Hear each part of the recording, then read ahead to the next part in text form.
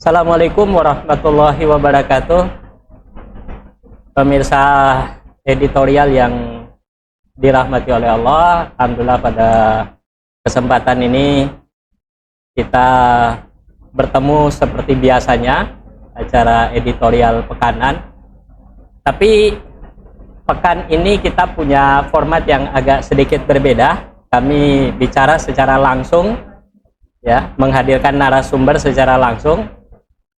Dan bersama dengan kita sudah ada pengamat politik dan ekonomi internasional. Saya kira pemirsa yang di editorial sudah cukup familiar dengan beliau. Kita sapa dulu. Assalamualaikum warahmatullahi wabarakatuh, Mas Andi. Waalaikumsalam warahmatullahi wabarakatuh. Bagaimana kabarnya hari ini? Alhamdulillah, ya, baik. Hari ini kita punya format yang berbeda. Betul, nih, alhamdulillah, Andi, ya. bisa ketemu langsung. Bisa ketemu langsung ya. Karena ini kebetulan tadi baru habis acara, jadi sekalian kita manfaatkan untuk kita culik beliau, untuk kita minta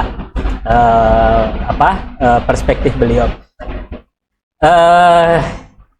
Apa topik kita pada kali ini? Nah, saya kira pemirsa juga mungkin menunggu ya, bagaimana perspektif kita tentang konflik yang sekarang terjadi di Timur Tengah, khususnya setelah rudal Iran ya membombardir kota di Israel ya.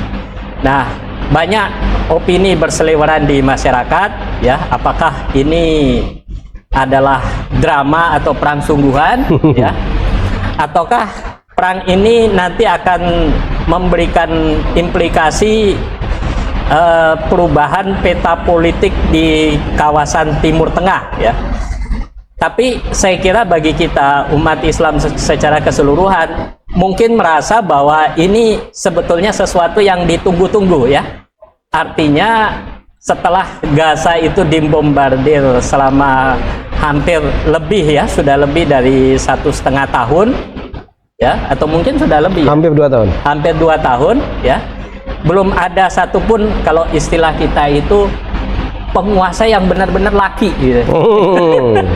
Ya, makanya kemudian ketika Iran ya membombardir wilayah Palestina ya, itu semacam sesuatu yang memang sudah sangat ditunggu-tunggu ya, walaupun memang di masyarakat kita masih problematik. Nah, untuk membahas hal tersebut nanti kita akan minta perspektif yang cukup komprehensif dari pakar kita yang kita hadirkan pada kesempatan kali ini, Mas Andi ya.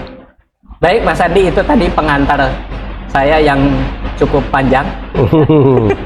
Dan kita perlu kasih insight buat pemirsa sekalian sesungguhnya nanti kemana arah diskusi kita kali ini. Nah, saya ingin ke pertanyaan yang pertama.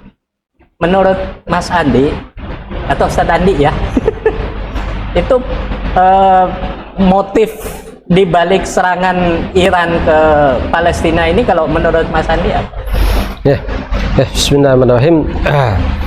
Jadi pemirsa, kita untuk memahami apa yang terjadi di kawasan Timur Tengah ini ya, ini kita harus flashback ya, mundur cukup panjang. Apa topik utama di kejadian ini adalah kan tuduhan bahwa Iran itu memiliki senjata nuklir. Itu tuduhan utamanya. Maka kita harus flashback di tahun 1970. Ada perkumpulan negara-negara dunia yang kemudian berkumpul dan menetapkan sebuah perjanjian. Perjanjian namanya Perjanjian Non-Proliferasi Nuklir. Jadi ini di tahun 70. Di Perjanjian Non-Proliferasi Nuklir artinya negara-negara itu tidak boleh kemudian memiliki nuklir dengan tujuan persenjataan. Seperti itu. Dan Iran adalah salah satu negara yang ikut menandatangani perjanjian tadi. Nah, uniknya adalah ada negara-negara yang tidak ikut menandatangani dan nggak kenapa-napa. Pakistan, India, Israel termasuk, Cina, Korea Utara, itu nggak ada masalah, mereka nggak menandatangani, gitu ya. Ya. Repotnya adalah ketika sudah ditandatangani maka ada klausul kan gitu ya, ada masalah. Mereka sudah menandatangani perjanjian tersebut, maka perjanjian ini bisa dijadikan semacam alat, kan gitu ya, dijadikan semacam alat. Ya.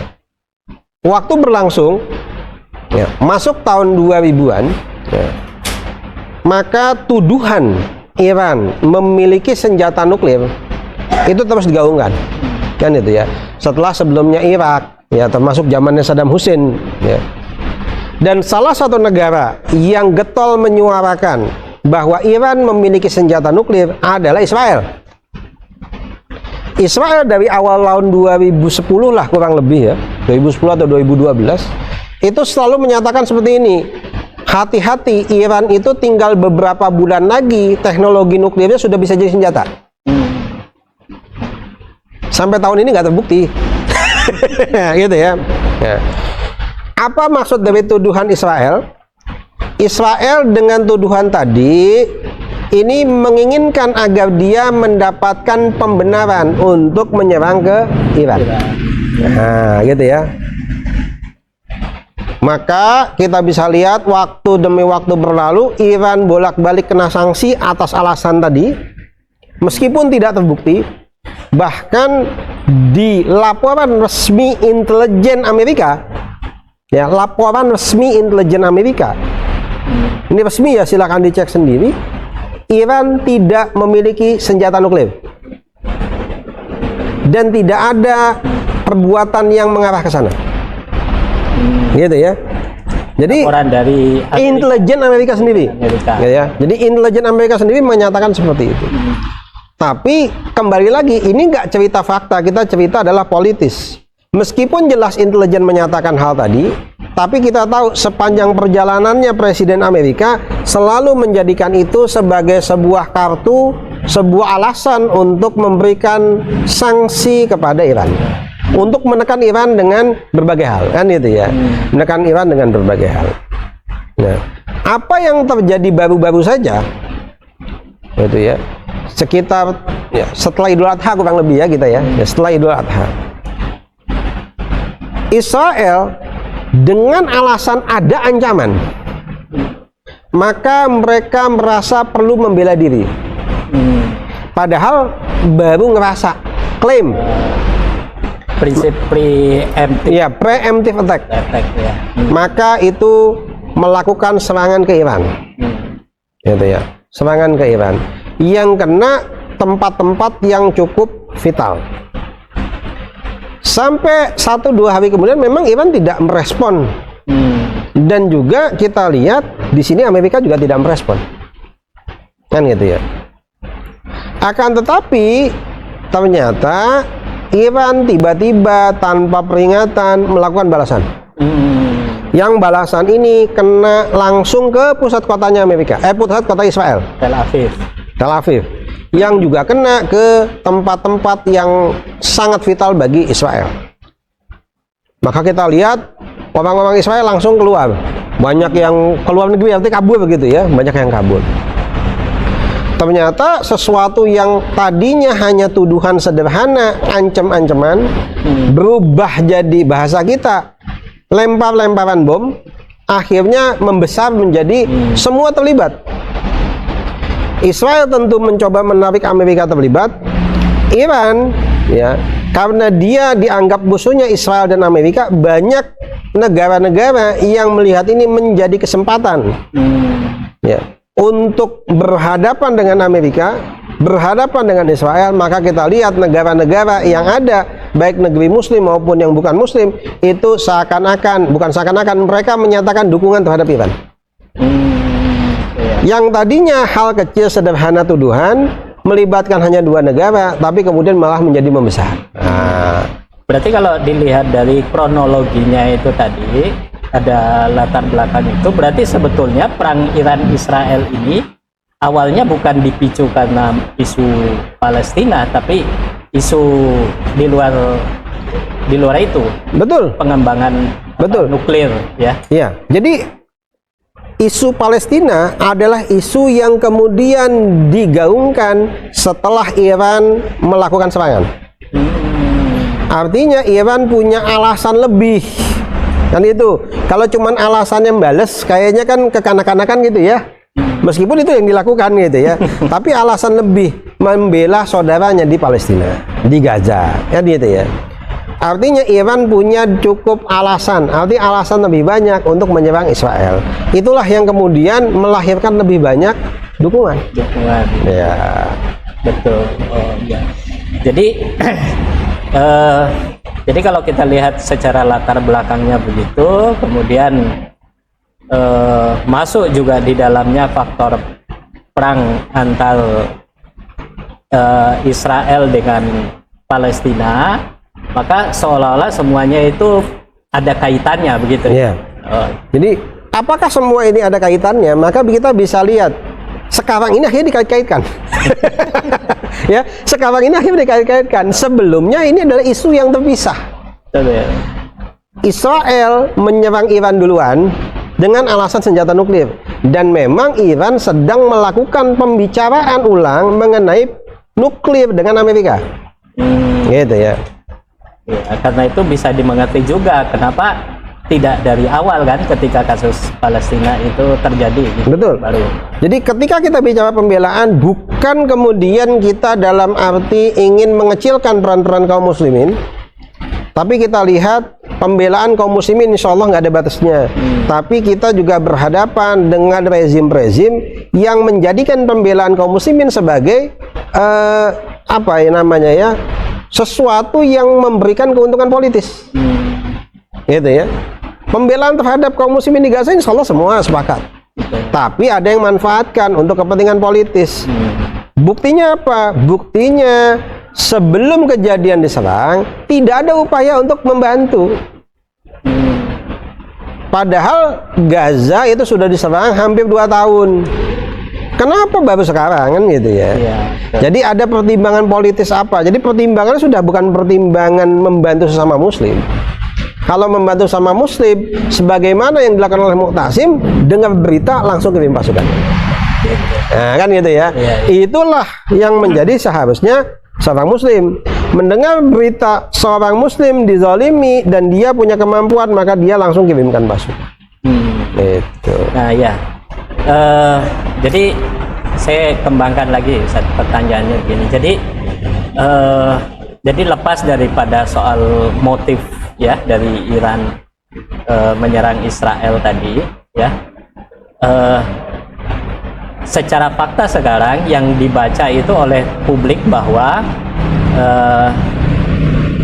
harusnya hal-hal yang seperti ini itu merupakan satu keputusan yang memang levelnya itu memang harus dilakukan oleh sebuah negara ketika misalnya negara dia diserang gitu. Nah sebelumnya kan antara Palestina dengan Israel itu tidak dianggap sebuah kekuatan yang head to head kan, antara sebuah negara dengan, katakanlah kan kalau Palestina kan direpresentasikan oleh kelompok saja ya.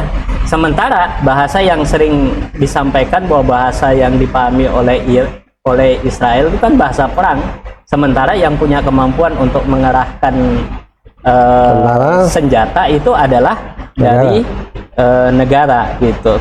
Nah, menurut Ustadz, kira-kira ke depan ya, ini arah dari perang yang dilakukan ini akan bisa mendorong kan ada tuh sekarang selentingan ya, kok yang nyerang Iran sih bukan MBS misalnya ya. Makanya kaum muslimin terpecah juga ini ya. Kalau istilah yang kami baca di sosial media itu perang antar sesama preman lah kan. Ya. Gitu. Yang dua-duanya dalam tanda petik tidak merepresentasikan ya, bahasa di media itu representasi dari Sunni misalnya gitu. Nah, sementara kita lihat bahwa negeri-negeri muslim yang merepresentasikan Sunni, Saudi, ya, Yordan, Mesir, itu justru diam. keputusannya belum ada ini ya. Bahkan yang kita baca justru malah menghalangi gitu. Nah ini kira-kira ke depan ini menurut analisa Ustadz ini bagaimana sih caranya umat Islam itu kemudian bisa keluar daripada situasi dilema politik akhir-akhir ini? Ya.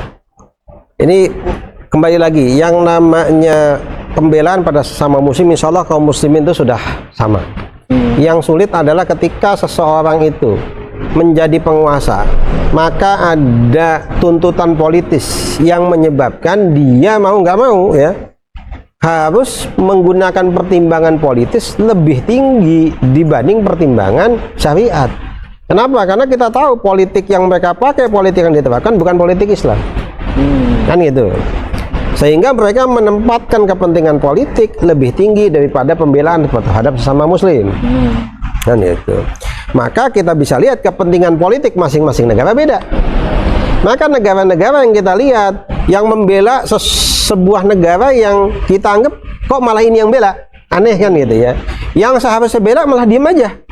Nah, ini kan bukan alaminya kaum muslimin. Berarti mereka sudah menjadikan kepentingan politik di atas kepentingan syariat. Ini masalah pertama gitu ya. Masalah pertama. Kemudian kita lihat ternyata kaum muslimin sudah mereka menjadikan kepentingan politik di atas kepentingan politik antar mereka, bahkan meniscayakan di antara mereka untuk saling ribut satu sama lain. Kan itu yang repot. Ya itu yang terjadi sekarang itu. Itu yang terjadi sekarang. Masing-masing negara punya kepentingan politik, kepentingan politiknya berbeda dengan negara muslim tetangganya, bahkan kadang berseberangan, kadang itu dianggap lebih tinggi daripada ikatan ukhuwah Islamiyah. Kan itu yang jadi masalah. Maka bisa kita lihat ini ada yang mau membela sesama muslim malah dihalangi. Ini kan bukan syariat, malah dituduh. Malah dituduh ini politis. Nah, maka kita bisa lihat kesalahan pertama, kesalahan utama yang terjadi di dunia sekarang ini adalah tidak menempatkan syariat, aturan Allah di atas segalanya. Kan itu yang jadi masalah. Mereka menjadikan kepentingan politis di atas syariat. Yang pasti bukan kepentingan politis Islam, karena sudah menjadikan kepentingan politis mereka di atas syariat. Karena pembelaan kita terhadap sesama muslim itu harusnya ditambah lebih tinggi. Sudah nggak mengenal batas tempat, batas waktu, batas wilayah, harusnya tidak mengenal. Tapi dengan alasan kita berada di negara yang berbeda, kita punya aturan yang berbeda, punya hubungan berbeda, kepentingan berbeda, maka kita juga wait and see. Karena akhirnya begitu. Itu kan bahaya, gitu ya. Mau dibawa kemana? Terus terang, kalau ini kita harapkan menjadi pamungkas, artinya ini mudah-mudahan urusan kaum muslimin selesai, kaum muslimin bisa menang secara totalitas. Mohon maaf, saya agak pesimis di sini. Ya, kenapa? Karena dari kedua belah pihak pemain utama yang sedang berperang sekalipun sudah menyatakan, Israel menyatakan akan berhenti ketika seluruh pembangkit nuklirnya Iran selesai, hilang. Iran juga menyatakan akan berhenti berperang kalau misalnya Netanyahu sudah berhenti atau Netanyahu digantikan. Netanyahu turun atau Israel sudah berhenti menyerang. Sudah. Netanyahu juga bilang bahwa persoalan ini selesai kalau pemerintahnya ganti, gitu ya. Jadi akhirnya kita bisa lihat inilah tujuan politik mereka. Tujuan politiknya bukan untuk menyelamatkan kaum muslimin, membela kaum muslimin, enggak. Kan gitu ya, enggak. Ya. Ketika yang menjadi tujuan hanya itu, mohon maaf, kemudian kita apakah bisa berharap bahwa ini bisa menjadi solusi tuntas bagi kaum muslimin? Atau bahasa kita bisa membangun sebuah kondisi di mana Islam menjadi rahmatan lil alamin? Kan jauh gitu ya, sangat jauh. Ini yang sulit. Oh gitu ya. Nah, jadi kalau begitu apa ini kira-kira solusi yang kemudian bisa ditawarkan agar kemudian persoalan Palestina ini itu bisa diselesaikan secara tuntas, ya? Kan kalau kita lihat kan secara sederhana ini kan persoalan Israel itu kan sepertinya mudah dalam pengertian begini, menghadapi kekuatan Iran saja yang sebuah negara itu mereka sudah sangat kelabakan, ya. Sementara kalau katakanlah institusi yang selama ini disetujui oleh para ulama Sunni, ya, yang merepresentasikan ukhuwah Islamiyah itu terwujud, ya, itu segede apa itu kekuatan dan semudah apa Israel itu bisa diselesaikan problem. Berarti kan ada persoalan ini. Sementara tadi yang Ustadz bilang kan kita kelihatannya masih terkotak-kotak ini. Ya, nah, ini betul. masih ada sentimen massa, masih ada sentimen kelompok dan seterusnya dan seterusnya. Ya. Jadi gini, kita bisa melihat masalah ini dari dua pendekatan. Kita lihat dulu pendekatan dari sisi Palestina. Ya. Palestina ini adalah negeri yang damai selama ribuan tahun. Ingat ya, Palestina negeri yang damai selama ribuan tahun semenjak itu diserahkan pada Umar bin Khattab radhiyallahu anhu. Negeri yang damai, terlindungi semua bahu-membahu untuk saling membela. Kan gitu ya. Dan ini baru mulai menjadi masalah, perang nggak berkesudahan setelah diambil oleh Israel. Jadi kita tahu dong siapa penyebab masalahnya. Sayangnya solusi yang diberikan itu solusi yang ya terus terang akhirnya juga nggak menyelesaikan. Kan itu. Yang ditawarkan adalah dua. Pertama, Palestina dipimpin bareng-bareng antara orang Palestina dengan orang Yahudi, atau Palestina dibagi dua. Uniknya solusi ini yang memberikan adalah pihak luar, Amerika, Inggris dan lain-lain. Bagi orang Palestina, Palestina adalah milik rakyat Palestina total.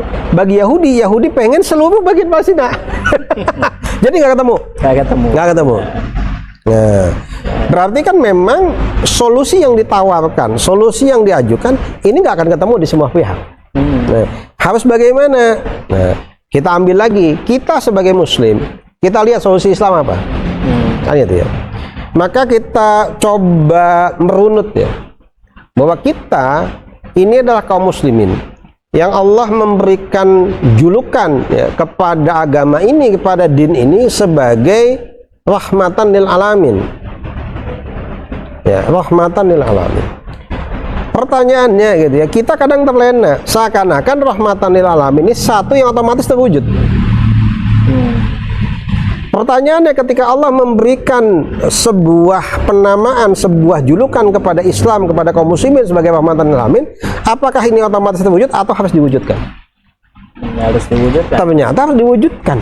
Nah, berikutnya pernyataannya, bagaimana kita mewujudkan rahmatan lil alamin? Apakah dengan kaum muslimin terkotak-kotak seperti sekarang, dengan menjadikan kepentingan politiknya itu lebih tinggi daripada kepentingan syariat?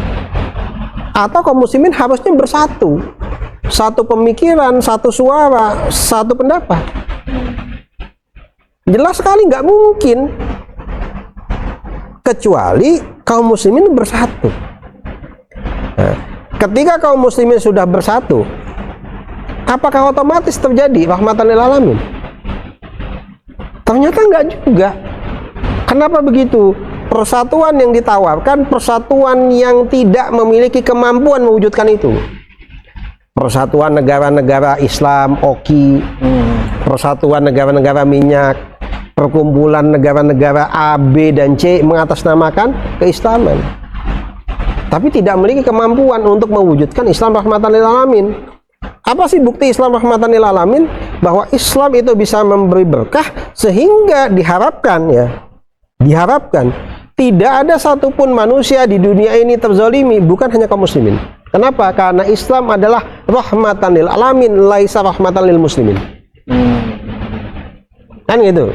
Harapannya ketika Islam itu bersatu dan memiliki kemampuan, nah kemampuan itu bisa mewujudkan rahmat bagi seluruh alam, di mana rahmat seluruh alam adalah setiap manusia di seluruh penjuru dunia diharapkan bisa terhindar dari kezaliman.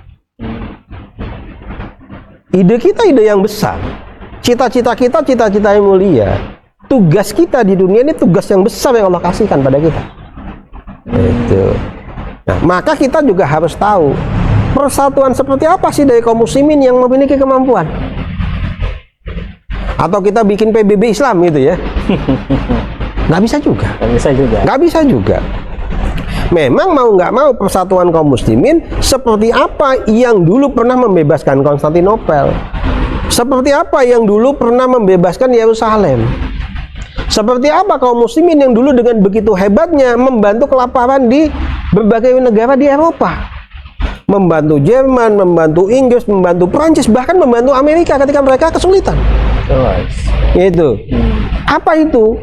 Itulah yang kita kenal dalam perjalanan sejarahnya sebagai daulah khilafah.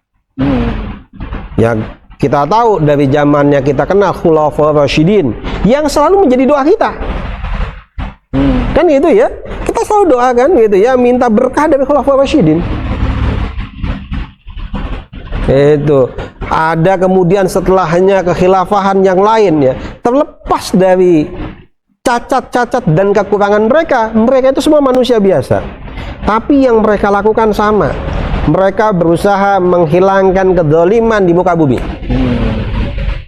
Tidak peduli mereka muslim atau tidak, bukan muslim, selama mereka manusia, maka kedzaliman itu harus dihilangkan. Nah itu. Dan persatuan dalam bentuk ini bukan persatuan yang utopis. Ini persatuan yang sudah kita lihat dalam rentang sejarah yang sangat panjang memiliki kemampuan itu.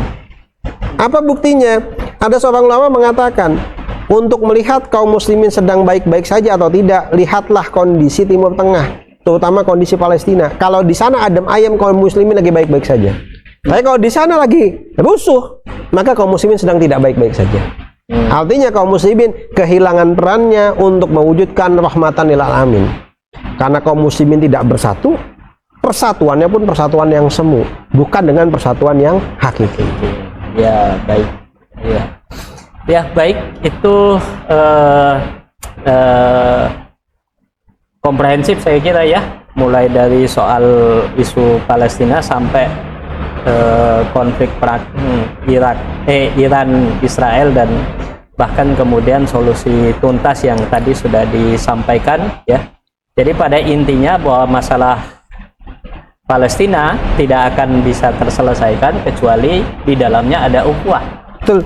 Nah, ukhuwah itu salah satu dari substansi ajaran Islam. Namanya substansi itu kan isi ya. Isi dia membutuhkan yang disebut dengan wadah. Kira-kira. Nah, wadah persatuan umat itu tidak lain dan tidak bukan adalah yang bernama daulah khilafah Islamiyah ya, yang semua ulama, baik ulama Sunni maupun ulama Syiah juga bersepakat akan hal tersebut ya. Jadi saya kira itu kesimpulan yang bisa kita sampaikan dalam diskusi kita yang singkat ini. Kurang lebih mohon maaf, tapi jangan lupa untuk kemudian like, komen, dan subscribe channel Pendekar Mengaji ya. Dan jangan lupa untuk menonton video-video yang semoga itu bisa memberikan manfaat buat kita semua. Dan jangan lupa, insya Allah kita akan bertemu setiap pekan dalam acara editorial. Sekian, saya sama Mas Andi mohon pamit. Assalamualaikum warahmatullahi wabarakatuh.